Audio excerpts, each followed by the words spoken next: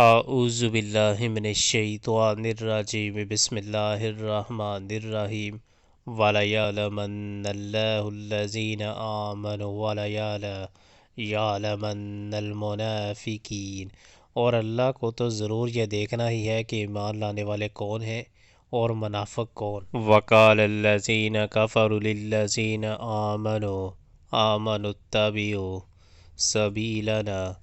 سَبِيلَنَا وَلْنَحْمِلْ خَطَايَاكُمْ وَمَا هُمْ بِحَامِلِينَ مِنْ خَطَايَاهُمْ مِنْ شَيْءٍ إِنَّهُمْ لَكَاذِبُونَ۔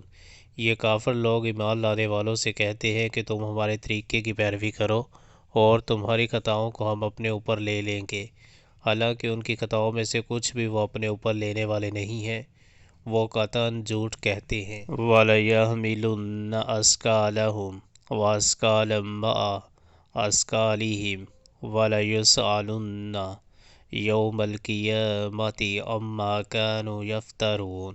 ہاں ضرور وہ اپنے بوجھ بھی اٹھائیں گے اور اپنے بوجھوں کے ساتھ بہت سے دوسرے بوجھ بھی، اور قیامت کے روز یقیناً ان سے ان افطرا پردازیوں کی باس پرس ہوگی جو وہ کرتے رہے ہیں۔ وَلَقَدْ أَرْسَلْنَا نُوحًا إِلَىٰ قَوْمِهِ فَلَبِثَ فِيهِمْ أَلْفَ سَنَةٍ إِلَّا 50 عَامًا فَأَخَذَهُمُ الطُّوفَانُ وَهُمْ ظَالِمُونَ۔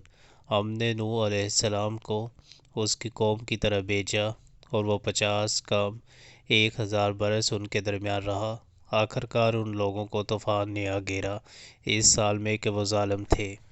فَأَنجَيْنَاهُ وَأَصْحَابَ السَّفِينَةِ وَجَعَلْنَاهَا آیَةً لِّلْعَالَمِينَ۔ پھر نوح علیہ السلام کو اور کشتی والوں کو ہم نے بچا لیا اور اسے دنیا والوں کے لیے ایک نشان عبرت بنا کر رکھ دیا۔